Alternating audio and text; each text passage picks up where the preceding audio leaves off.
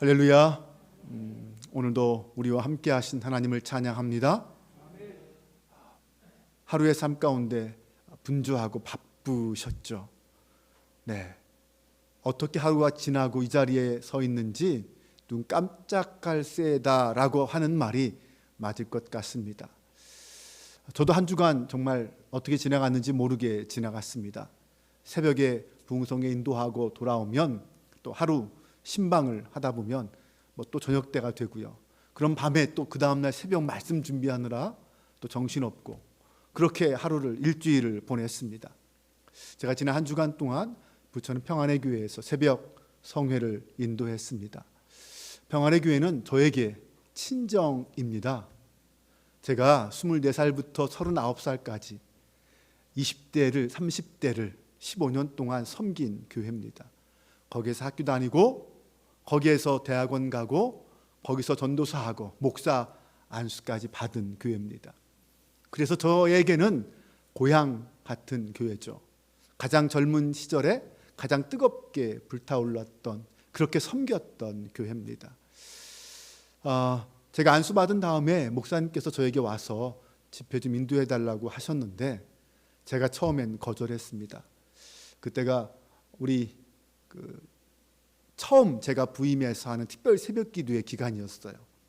그래서 첫 번째 특별 새벽 기도회인데 제가 빠질 수 없습니다 해서 거절을 했는데 5년 만에 다시 부탁을 하셔서 이번엔 거절할 어떤 핑계가 따로 될 수가 없어서 어쩔 수 없이 다녀왔습니다.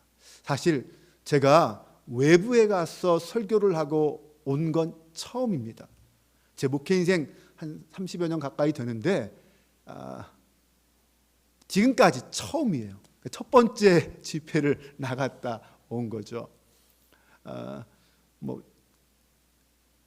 그런데 제가 그 목사님께, 담임 목사님께 말씀을 듣는데 저한테 부탁을 하시면서 이번 특별 성회는 그 교회는 절기를 앞두고 일주일간 특별 새벽 기도회를 합니다. 10월 첫 주를 추수감사절로 지키는데 추수감사절을 앞두고 한 주간 동안 특별 새벽 성회를 하는 거예요. 그러면서 이번 성회의 주제는 기도하는 성도를 이길 수 없습니다 라는 주제입니다. 그 주제에 맞춰 말씀을 준비해 주세요 그러시는 거예요. 3주 남겨놓고 그 말씀을 들었습니다. 그런데 그 말씀을 듣는 순간 제 마음에 그래 맞아, 기도하는 성도를 이길 수 없지라는 말씀이 딱 들더라고요. 네, 맞습니다. 기도하는 성도를 누가 이기겠습니까? 문제는 기도하는 성도가 누구냐라는 거겠죠. 네, 맞습니다. 기도하는 성도를 이길 수 없습니다. 그런데 이 말은 기도하지 않는 사람에게는 적용되지 않는 말이죠. 기도하는 사람에게만 해당되는 말입니다. 우리는 기도를 정의할 때 기도는 하나님과의 대화다, 하나님과 영적인 호흡이다라는 말을 합니다.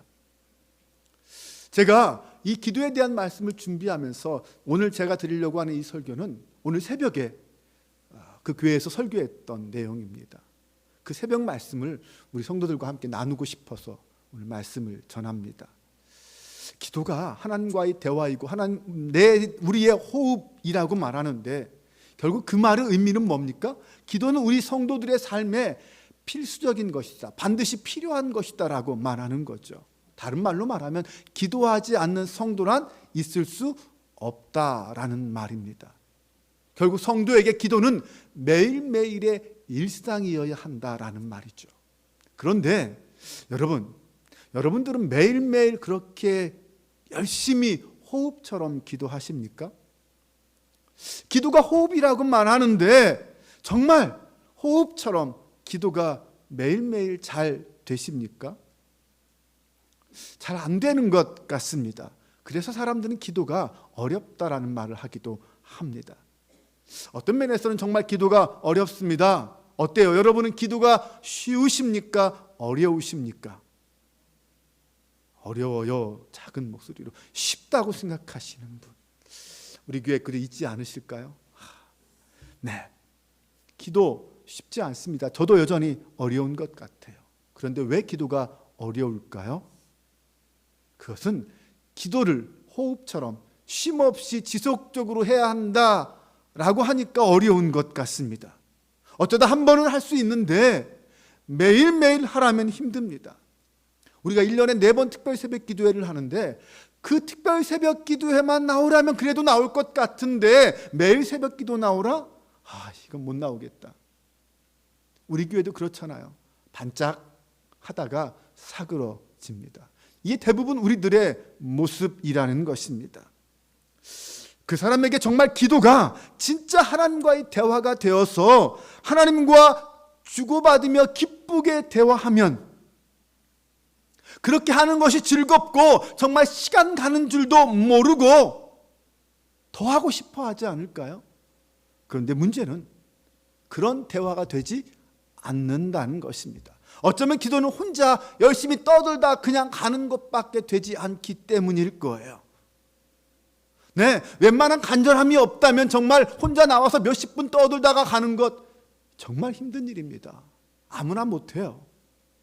그런 사람에게 기도는 지속적이기 힘든 일입니다. 또 기도가 힘든 이유는 무엇일까요? 어떻게 기도해야 할지 모르면 기도가 힘듭니다. 기도가 무엇인지 잘 모르면, 기도를 왜 해야 하는지 모르면, 기도에 어떤 능력이 있는지 경험하지 못했으면 기도하기가 힘들어질 것입니다. 무엇보다 어떤 기도가 제대로 된 기도인지, 정말 내 기도가 하나님이 들으시는 기도인지에 대한 확신이 없으면 기도가 힘들 거예요. 또 기도가 어려운 이유는 기도 응답을 잘 받지 못하기 때문입니다. 기도하면 당연히 거기에 대한 응답이 있어야 하는데 그 응답이 없으면 점점 기도하기는 힘들어집니다. 싫어지죠. 기도를 점점 안 하게 될 것입니다. 여러분들은 어떻습니까? 기도할 때마다 응답을 받으시나요? 그 응답 때문에 기도가 또 하고 싶어지고 또 하고 싶어지고 기도하는 것이 지치지 않고 즐거우신가요? 우리의 기도가 가급적이면 빨리 내가 원하는 대로 응답되기를 원합니다. 그것을 소망하며 기도하지요. 그런데 대부분 실제로 우리의 기도가 그렇게 잘 응답되는 것 같지는 않습니다. 그런데 이런 일을 자주 겪다 보면 기도해도 소용이 없구나, 내가 기도해도 하나님이 안 들어주시는구나, 이렇게 생각하고 불평합니다. 그렇다면 정말 하나님이 살아 계신 건가? 하나님이 계신 건 맞는 거야? 이런 의심까지도 하게 될 거예요. 교회 가봤자 아무런 소용없다라는 말도 나올 수 있습니다. 그런 사람에게 기도는 정말 어려운 일일 것입니다. 그럼 우리가 말하는 기도하는 성도를 이길 수 없습니다, 기도하는 성도는 반드시 이깁니다 라는 말씀을 어떻게 믿을 수 있고 어떻게 경험할 수 있을까요? 기도의 응답을 받아야, 기도의 능력을 알아야 그런 말을 할 수 있을 것입니다. 그러면 응답받는 기도는 어떤 기도입니까? 응답받는 기도는 어떻게 해야 합니까? 우리가 가장 잘 아는 말씀이 마태복음 7장 7절 이하에 있는 예수님의 말씀이에요. 구하라, 그리하면 너희에게 주실 것이요, 찾으라, 그리하면 찾아낼 것이요, 문을 두드리라, 그리하면 너희에게 열릴 것이니 구하는 이마다 받을 것이요, 찾는 이는 찾아낼 것이요, 두드리는 이에게는 열릴 것이니라. 네, 우리 주님이 이 말씀을 우리에게 주셨습니다. 구하면 받을 것이고, 찾으면 찾아낼 것이고, 두드리면 열릴 것이다 라고 말씀했습니다. 그러면 여러분은 기도할 때마다 이렇게 응답 받으셨습니까? 네, 받아내고 찾아내고 열렸습니까? 아마 대부분 그렇지 않은 경우가 많을 것입니다. 나는 너무나도 간절히 찾고 구하는데 들리지 않고 받지 못하고 찾지 못하는 경우가 너무 많습니다. 그러면 예수님의 이 말씀은 거짓된 약속이라는 말입니까? 예수님이 거짓말장애입니까? 도대체 무슨 문제가 있는 것일까요? 여러분, 예수님의 약속에는 거짓이 있을 수 없습니다. 우리 예수님은 참 진리이신 분입니다. 그분은 우리에게 거짓말 하실 수 없습니다. 그분의 말씀은 언제나 진리입니다. 진실입니다. 그렇다면 예수님의 말씀이 거짓이 아니라면 기도의 응답이 없는 것은 결국 누구에게 문제 있는 거예요? 나에게 문제 있는 것이라는 것입니다. 나에게 도대체 어떤 문제가 있길래 나의 기도 생활에 그런 기도의 응답이 없을까? 우린 이거 가지고 고민하지 않을 수 없습니다. 우리가 보통 생각할 때 기도가 응답되지 않는 이유가 뭐냐라고 말하면 성경에 있는 몇 가지 구절들을 생각할 수 있습니다. 첫 번째 생각나는 것은 혹시 기도할 때 내 믿음이 부족해서인가? 라는 것입니다. 야고보서 1장 6절 말씀에 이렇게 말합니다. 오직 믿음으로 구하고 조금 더 의심하지 말라. 의심하는 자는 마치 바람에 밀려 요동하는 바다 물결 같으니 이런 사람은 무엇이든지 죽게 얻기를 생각하지 말라. 기도할 때 응답을 분명히 확실하고 믿음으로 구하면 하나님이 응답해 주시는데, 하나님의 능력을 믿지 못하고 의심하면 하나님이 주시지 않는다라는 것입니다. 그런데 이 말씀은 그렇게 단순하게만 해석할 수 있는 이야기가 아닙니다. 이 말씀의 앞의 이야기를 잘 들어보면, 그리고 뒤의 이야기를 잘 살펴보면 무엇을 구하는 것에 대한 것인가를 알 수 있습니다. 앞부분 2절부터 5절까지 말씀을 보겠습니다. 내 형제들아, 너희가 여러 가지 시험을 당하거든 온전히 기쁘게 여기라. 이는 너희 믿음의 시련이 인내를 만들어내는 줄 너희가 알미라. 인내를 온전히 이루라. 이는 너희로 온전하고 구비하여 조금도 부족함이 없게 하려 함이라. 너희 중에 누구든지 지혜가 부족하거든 모든 사람에게 후히 주시고 꾸짖지 아니하신 하나님께 구하라. 그리하면 주시리라. 그러면서 하신 말씀이 6절 말씀이에요. 오직 믿음으로 구하고 조금 더 의심하지 말라라는 것입니다. 지금 이 말씀을 보면 이 야고보 사도가 이 말씀을 하게 된 이유가 있습니다. 여러 가지 시험과 고난을 받고 있는 성도들이 있는데 그들을 향해서 권면을 하고 있는 것입니다. 그 고난을 당하고 있는 성도가 내가 지금 왜 이 고난을 당하는지, 내가 어떻게 이 고난을 이겨내야 하는지, 그것을 알기 위해서 필요한 것이 있다. 하나님이 주시는 지혜다. 그래서 그 고난 중에 있는 성도에게 지혜가 부족하면 지혜를 구하라. 그러면 하나님이 지혜를 주실 것이다. 그래서 그 지혜를 가지고 고난을 극복하고 고난을 이겨내라 라고 말씀하시는 것입니다. 그러면 여기서 믿음으로 구하라 할 때 어떤 믿음을 말하는 것일까요? 이때 믿음은 내가 구하는 것을 반드시 얻을 것이라는 믿음, 그 믿음을 말하는 것이 아닙니다. 내가 원하는 이 뚜껑을 반드시 얻어낼 것이라고 믿는, 하나님이 이것을 반드시 나에게 주실 것이라고 믿는 믿음을 말하는 것이 아니라는 것입니다. 지금 야고보 사도가 말하는 하나님은 구하는 자에게 후히 주시고 꾸짖지 아니하시는 하나님을 말하고 있습니다. 우리 하나님은 당신의 백성들을 사랑하시고 긍휼히 여기시고 풍성하게 채워주시는 선하신 하나님이다라는 것입니다. 지금 야고보가 말하는 믿음은 그 하나님이 선하신 하나님이시다라는 것을 믿으라는 것입니다. 하나님의 선하심에 대한 믿음을 말하고 있는 것입니다. 고난과 시험 중에 있는 성도가 그 고난을 극복하기 위해서 하나님께 지혜를 구해야 하는데, 그때 조금 더 의심하지 말아야 할 것은 그렇게 기도하는 성도에게 응답하시는 하나님의 선하심이라는 것입니다. 그 하나님은 어떤 하나님입니까? 왜 그분이 선하신 하나님이에요? 17절은 이렇게 말합니다. 온갖 좋은 은사와 온전한 선물이 다 위로부터 빛들의 아버지께로부터 내려오나니 그는 변함도 없으시고 회전하는 그림자도 없으시다.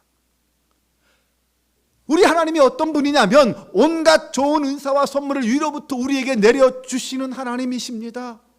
변함도 없고 불의도 없고 신실하시고 진실하신 하나님이라는 것이죠. 여기서 우리가 믿어야 할 것은, 우리가 결코 의심하지 말아야 할 것은 그 하나님이 바로 나의 하나님이다라는 것입니다. 우리가 믿어야 할 것은 내가 원하는 것을, 내가 바라는 것을 나에게 응답해 주시는 하나님이 아니라 나에게 어떤 것을 응답하시든 무엇을 주시든 그것이 하나님이 주시는 가장 선한 것이고 하나님의 선하심의 증명이다라는 것을 믿으라는 것입니다. 이것은 분명히 다른 내용입니다. 믿음의 대상이 달라요. 우리가 하나님께 구할 때 우리는 뭘 구합니까? 대부분 하나님 이 컵을 주시옵소서 그렇게 구하지 않습니까? 그런데 정말 믿음으로 믿습니다. 주여 주실 줄 믿습니다 하고 구합니다. 그런데 만약 하나님이 이 컵을 주시지 않으면 실망하죠. 낙심합니다. 하나님이 왜 내 기도를 듣지 않으신가? 하나님은 나를 미워하시나 나를 싫어하시나 원망합니다.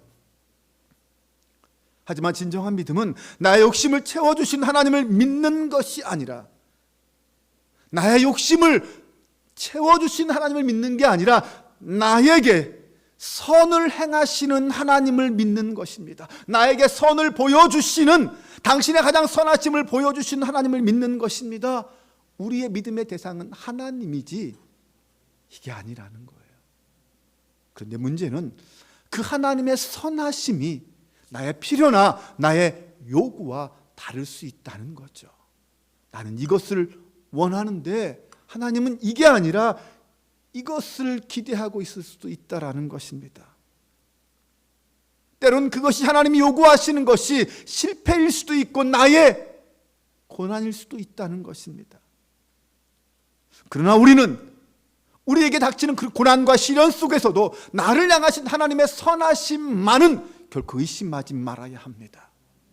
내가 어떤 상황에 처해 있든지 하나님은 나를 향하여 당신의 선하심을 이루실 것이다 라고 믿어야 합니다. 그 하나님의 뜻을 구하고 그 하나님의 뜻이 이루어지도록 순종해야 합니다. 이것이 야고보 사도가 말하는 믿음이요 기도입니다. 그런데 만약 우리가 이 말씀을 믿음이란 내가 바라고 원하는 것을 반드시 얻는 것이다 라고 말한다면 여기서 말하는 믿음은 결국 자기 확신이나 자기 체면에 불과할 거예요. 그런 사람은 어떤 사람입니까? 내가 바라고 원하는 것은 나에게 가장 필요한 거고 나에게 가장 좋은 거고 나에게 가장 선한 것이라고 믿는 사람, 한마디로 교만한 사람이에요. 그것은 기도도 아니고 믿음도 아닙니다. 그것은 하나님의 뜻과는 상관없이 나 혼자 그냥 주여 믿습니다, 주시옵소서 아멘을 외치는 자기 체면에 불과한 것이죠. 우리에게 기도가 혹시나 이런 기도는 아닌지 돌아보아야 합니다. PCM 공동대표이신 노진준 목사님이란 분이 계십니다. 제가 그분의 유튜브에서 간증을 들었습니다. 그 간증을 소개하려고 합니다. 제가 제자훈련팀에서 잠깐 말씀드린 적이 있는 분인데 그 목사님은 태어난 지 8개월 만에 소아마비에 걸려서 장애인이 되셨습니다. 고등학교 1학년 때 처음 교회에 나가게 되었고 2학년 때 목사가 되겠다고 서원하셨습니다. 서원하면서 그분은 하나님께 자신의 소아마비를 고쳐달라고 기도하기 시작했습니다.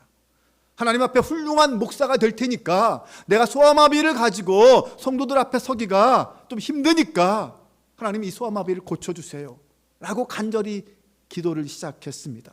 어떤 이기적인 정욕적인 목적을 가지고 기도한 게 아니에요. 하나님의 영광을 위해서 그런 놀라운 기적과 역사를 체험하는 목사가 되게 해달라고 간절히 기도했습니다. 그때부터 4년 동안 하루도 빠지지 않고 이 문제를 가지고 하나님 앞에 기도했습니다. 그러다가 미국으로 이민을 가게 되었다고 합니다. 대학교 2학년 때 한 미국 교회 앞을 지나가게 되었는데 그 교회가 신우 집회를 한다는 포스터를 붙여놓았습니다. 그래서 본인도 마음이 동해서 그 미국 교회 집회에 참석하게 되었다고 합니다. 그 교회에 가보니까 한 할머니들 한 30여 명이 모여서 집회를 하고 있고 목사님 5분이 집회를 인도하고 있었습니다. 목사님 5분이 할머니들 한 사람 한 사람 안수 기도를 해주시기 시작했습니다. 그래서 그 목사님도 이제 그때는 대학생이었죠. 노진준 대학생도 그 무리에 껴서 목사님의 안수기도를 받았습니다. 그때 큰 감동을 받았어요. 그리고 이제 설교를 듣게 되었는데 그 설교 내용이 무엇이냐면 믿음으로 기도하면 무슨 병이든 다 낫는다라는 말씀이었습니다. 그런데 목사님은 그 설교를 들으면서 자기도 모르게 마음속에서 분노가 올라왔다고 합니다. 믿음으로 기도하면 무슨 병이든 낫는다고 하는데 지난 4년 동안 나는 그렇게 하루도 빼먹지 않고 간절히 기도했는데 왜 아직도 나의 소아마비는 낫지 않는가? 그렇다면 내 믿음이 부족하다는 말인가? 내 믿음에 뭔가 문제가 있다는 말인가? 정말 하나님이 도대체 원하시는 믿음이란 무엇인가? 하나님은 왜 내 기도에 응답해 주시지 않는가? 그것이 너무나도 힘들었어. 마음이 답답해서 분노가 올라왔다는 거예요. 예배 후에 그 설교하신 목사님을 찾아갔습니다. 그리고 그 목사님께 따지듯 물었습니다. 목사님, 정말로 기도하면, 믿음으로 기도하면 무슨 병이든 낫습니까? 그랬더니 그 목사님이 그래, 다 낫는다 라고 그러시는 거예요. 그때 이 노진준 대학생은 그 마음속에 바울에 대한 이야기가 떠올랐다고 합니다. 그래서 목사님께 이 바울에 대해서 질문하려고 했습니다. 우리가 알듯이 바울은 오늘 본문에서 읽었듯이 무슨 병인지는 잘 모르지만 그에게는 육체의 가시가 있었습니다. 그것 때문에 그는 하나님께 3번이나 기도했습니다. 하지만 그 바울의 병이 나았습니까? 안 나았죠. 그런데 그 목사님이 먼저 이 얘기를 꺼내셨습니다. 바울에게 육체의 가시가 있었지요. 바울은 그 육체의 가시를 고쳐달라고 하나님께 3번이나 간절히 기도했습니다. 그런데 하나님이 그 병을 고쳐주셨습니까? 아닙니다. 고쳐주지 않으셨습니다. 그런데 그 목사님은 아닙니다. 하나님이 고쳐주셨습니다. 그 병은 나았습니다 라고 말하시는 거예요. 아니, 무슨 말입니까? 목사님, 그 병은 낫지 않았습니다. 성경에 그렇게 기록되어 있지 않습니까? 그랬더니 그 목사님이 이렇게 말씀하셨습니다. 바울이 너무 괴로웠어. 육체의 가시를 고쳐달라고 하나님께 3번이나 기도했습니다. 그런데 그 끝내, 그 기도 끝에 하나님이 이렇게 응답하셨습니다. 여러 계시를 받는 것이 지극히 크고 너무 크므로 너무 자만하지 않게 하시려고 내 육체의 가시고 사탄의 가시를 주셨습니다. 바울은 그렇게 이해했습니다. 주님이 뭐라고 말씀하셨냐면 내 은혜가 너에게 족하다. 이는 내 능력이 약한 데서 온전하여 짐이라. 이 하나님의 뜻을 깨닫고 난 후에 바울이 또 이 문제를 가지고 기도했을까요? 그러자 노진중 청년은 안 했을 것 같습니다. 안 했습니다. 그랬더니 그 목사님은 그러면 그 병은 나은 거지. 그에게 그 병은 더 이상 병이 아니라 오히려 하나님께서 그를 사용하시기 위한 은사요 은혜였다. 하나님께서 바울에게 육체의 가시를 둔 이유를 그가 깨달았다면 바울은 더 이상 그것을 가지고 질병으로 여기지 않았을 것이고 그것 때문에 괴로워하지 않았을 것이다. 그러면 그 병은 나은 거다 라는 것입니다. 어떻습니까? 여러분들은 바울의 육체의 가시가 나았다고 생각하십니까? 안 나았다고 생각하십니까? 그날 노진준 목사님의 병도 나았습니다. 이제 더 이상 소아마비는 그에게 병이 되지 않았습니다. 장애가 되지 않았다는 것입니다. 여러분, 우리는 우리 인생의 전부를 보지 못합니다. 그런데 우리 하나님은 하루하루 살아가는 우리지만, 한 치 앞을 못 보는 우리지만, 우리 하나님은 우리 인생의 처음과 마지막을 아십니다. 네, 처음과 마지막을 아시고 처음과 끝으로 인도하시고 우리를 이끌어 부식하시는 분이십니다. 우리가 할 일은 무엇이에요? 그 하나님을 인정하는 것. 나의 처음부터 마지막까지 내 인생을 이끌어 가실 하나님이 선하신 하나님이고 나를 사랑하시는 하나님이고 나를 위해 당신의 목숨까지 내어주신 하나님이심을 인정하고 고백하면 순종하며 사는 것입니다. 이것이 오늘 우리에게 주어진 삶인 거예요. 믿음으로 구한다는 것은 내가 원하는 것을 다 이루어 주실 것을 믿는다는 의미가 아니라 나를 통한 하나님의 선하심이 온전히 다 드러나게 될 때에 그 하나님의 선하심을 믿는 것입니다. 그러므로 우리가 기도할 때 의심했기 때문에 응답되지 않았다라는 말은 좀 다르게 생각해야 합니다. 네, 하나님의 선하심을 의심하지 말아야 되겠죠. 하지만 다른 한편에서 우리는 기도할 때마다 끊임없이 의심해야 합니다. 과연 내 기도가 하나님이 기뻐하는 기도인가? 의심하고 물어야 합니다. 내 기도가 하나님의 영광을 위한 기도인가? 내가 지금 당하고 있는 이 고난이 그 의미가 무엇인가를 끊임없이 묻고 의심하고 생각해야 합니다. 그리고 찾아내야 합니다.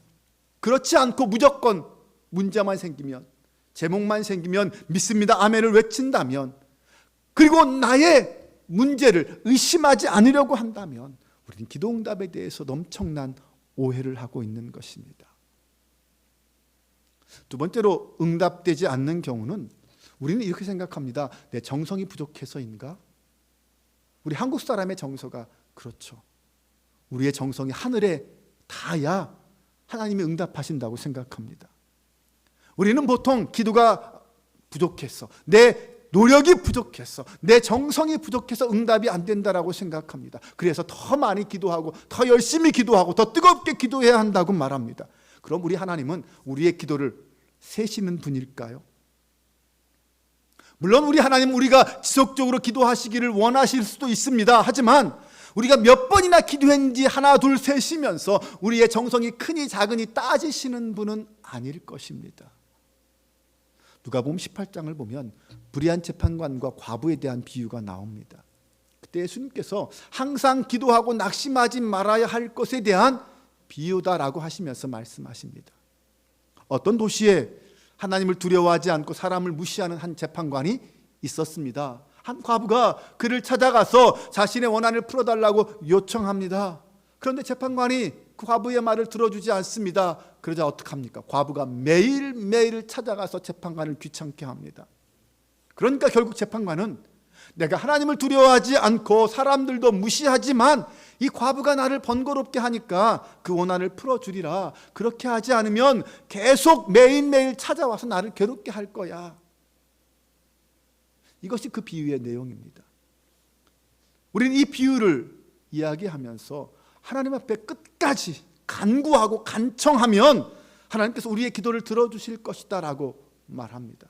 그래서 강청의 기도를 이야기하기도 하죠. 여러분, 이 비유의 주인공이 누구라고 생각하십니까? 과부일까요? 재판관일까요? 이 비유의 주인공은 재판관입니다. 예수님은 과부가 어떻게 기도했는가, 그게 중요한 게 아니에요. 예수님은 지금 재판관이 어떤 사람인가가 중요한 겁니다. 왜냐하면 예수님은 재판관과 하나님을 대조하시기 때문입니다. 한마디로 말하면 우리 하나님은 재판관 같은 존재가 아니라는 거죠.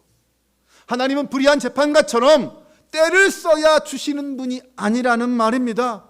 완전히 다른 존재라는 것이죠. 우리가 믿는 하나님은 우리가 강청해서 들어주시는 분이 아니라 우리 하나님은 우리 성도의 작은 시름소리에도 응답하시는 하나님이십니다. 우리 하나님은 사랑의 하나님이에요. 선하신 하나님이십니다. 그러므로 우리의 기도는 결코 땅에 떨어지지 않습니다. 지금 당장 응답이 없다고 해도 하나님 우리의 기도를 안 들으신다고 생각하지 마십시오. 하나님은 우리의 시름조차 들으십니다. 우리의 눈물도 아십니다. 우리의 한숨과 탄식도 하나님은 아십니다. 나보다 나를 더 잘 아시는 분이에요. 우리 하나님은 우리의 강청함에 응답하시는 분이 아닙니다. 그 말은 우리가 강청하면 하나님이 당신의 본래의 뜻을 꺾고 우리에게 주기 싫은 것, 야 받아라 하고 주시는 분이 아니라는 말입니다. 우리의 기도가 응답되지 않는 이유가 뭐냐라고 생각할 때 또 하나는 정욕으로 쓰려고 잘못 구하기 때문이다라는 생각을 합니다. 성경에 그런 말씀이 있어요. 야고보서 4장 3절에 보면 구하여도 받지 못함은 정욕으로 쓰려고 잘못 구하기 때문이다 라고 말합니다. 그러면서 정욕으로 구하는 기도가 뭐냐? 라는 것을 따집니다. 일반적으로 정욕으로 쓰는 기도는 개인적으로 자기를 위해서 구하는 기도라고 생각할 수 있습니다. 그런데 생각해 보세요. 우리의 기도의 90%는 어떤 내용입니까? 내 문제, 우리 자식 문제, 우리 가정 문제 아닙니까? 우리 부모님을 위해서, 자녀들을 위해서, 남편을 위해서, 아내를 위해서, 우리 가정을 위해서 기도하는 것이 대부분입니다.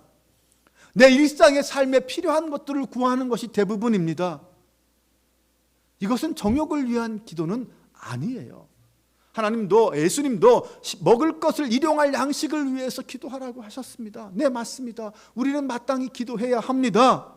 그렇게 기도하지 않는 사람 세상에 없습니다. 당연한 기도의 제목이죠.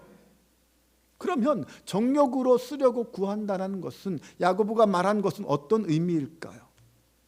앞장을 읽어보면 그것이 무엇을 의미하는지 이해할 수 있습니다. 당시 교회는 분쟁으로 서로 싸우고 있었습니다. 특히 가난한 자와 부자가 서로 싸우고 있었어요. 아니, 가난한 자와 부자 사이에 차별과 갈등이 있었습니다. 차별 때문에 갈등이 있었던 거예요. 그것 때문에 다툼이 일어나고 싸움이 일어났습니다. 거기에 대해서 야고보가 책망했어요. 뭐라고 책망했냐면 4장 1절부터 3절입니다. 너희 중에 싸움이 어디서부터 다툼이 어디로부터 나느냐? 너희 지체 중에서 싸우는 정욕으로부터 나는 것이 아니냐? 너희는 욕심을 내어도 얻지 못하여 살인하며 시기하여도 능히 취하지 못함으로 다투고 싸우는도다. 너희가 얻지 못하면 구하지 아니하기 때문이요, 구하여도 받지 못하면 정욕으로 쓰려고 잘못 구하기 때문이다. 가난한 자와 부한 자를 서로 차별해요. 그러니 당연히 분쟁이 생길 수밖에 없죠. 그런 그 외에 다른 여러 가지 분쟁이 생겼는데 그 문제 때문에 기도하기 시작합니다. 당연하죠. 교회는 교회가 어려움이 생기면 성도들이 그 문제를 가지고 기도합니다. 그런데 어떻게 기도합니까? 편이 다르잖아요. 이쪽 편, 이쪽 편이 나눠서 서로 싸울 때 이쪽 편도 기도하고 이쪽 편도 기도합니다. 뭐라고 기도할까요? 왜 그들의 기도에 응답이 없을까요? 야고보의 말은 그들의 기도가 정욕으로 쓰려고 하는 기도이기 때문이라는 것입니다. 결국 야고보가 말하는 정욕으로 구하는 기도라는 것은 공동체의 유익이 아니라 시기와 질투 때문에 자기 의에 빠져서 자기 욕심만 채우려는 기도이기 때문이라는 거죠. 교회를 위해서 기도한다고 하면서 결국 그 내용은 자기의 욕심을 채우려는 기도인 거예요. 분쟁과 다툼을 끝내기 위해서 기도한다고 하면서 결국 그 기도의 내용은 나의 변화와 나의 회개와 나의 문제를 놓고 기도하는 것이 아니라 상대방의 변화와 상대방의 회개를 놓고 기도하는 거죠. 그게 정욕을 구하는 기도라는 거예요. 정욕으로 쓰려고 하는 기도인 거죠. 나는 달라지지 않으면서, 나는 회개하지 않으면서 저 사람이 회개해야 되고 저 사람이 달라져야 한다고 생각하고 그를 위해서 회개하게 해달라고, 달라지게 해달라고 기도하는 거죠. 결국은 내가 내 욕심 다 채우겠다는 거죠. 내 뜻대로 다 하겠다는 거죠. 그런 기도가 정욕으로 쓰려고 구하는 기도라는 것입니다. 결국 그런 교회는 분쟁이 끊이지 않을 거예요. 우리의 기도가 응답되지 않는 이유를 살펴보았습니다. 믿음으로 구하지 않아서? 아니면 정성이 부족해서? 정욕으로 구해서? 우리가 자꾸 이런 생각을 하는 이유는 뭘까요? 기도의 응답이 자꾸 없는 거예요. 기도 응답을 자주 받지 못하는 거예요. 그러니까 왜 기도가 안 될까를 자꾸 생각하게 되죠. 이것 때문에 안 되나, 저것 때문에 안 되나, 왜 안 될까를 생각합니다. 그런데 우리의 기도가 정말 응답되지 않는 걸까요? 아니, 정말 우리 하나님은 우리에게 관심이 없으신 겁니까? 우리의 기도를 왜 외면하시는 것입니까?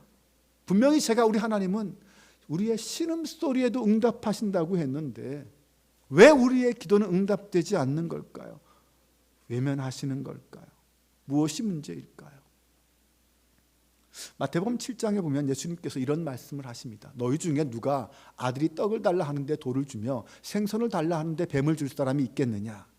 너희가 악한 자라도 좋은 것으로 자식에게 줄 알거든 하물며 하늘에 계신 너희 아버지께서 구하는 자에게 좋은 것으로 주시지 않겠느냐라고 말합니다. 무슨 말입니까? 우리 하나님은 구하는 자에게 좋은 것을 주시는 분이다라는 거죠. 네, 어떤 아버지가 생선을 달라 하는데 뱀을 주겠습니까? 네, 떡을 달라 하는데 돌을 줄 아버지가 부모가 있습니까? 없죠. 지금 예수님은 그 아버지의 비유를 들으면서 우리 하나님은 악한 사람도 자식에게 좋은 걸 주는데 우리 하나님은 선하시고 좋으신 하나님인데 어떻게 성도에게 나쁜 걸 줄 수 있겠느냐라고 말씀하시는 것입니다. 그런데 만약 자식이 돌을 달라고 한다면, 자식이 뱀을 달라고 한다면 어떻게 해야 할까요? 돌을 달라고 하는데 떡을 주면 응답하지 않은 것입니까? 뱀을 달라고 하는데 지금 그 아들에게는 뱀이 필요한 게 아니라 생선이 필요한 걸 아빠가 아니까 그 아들에게 생선을 준다면 그 아버지는 악한 아버지입니까? 달라는 대로 주는 아버지가 좋은 아버지일지는 몰라도 진짜 참 아버지는 아닐 거예요.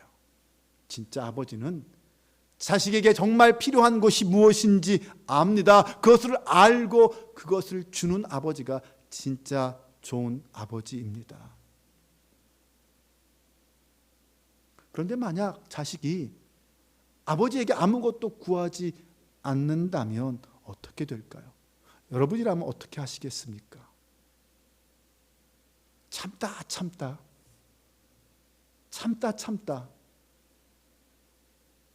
가져다 주지 않습니까?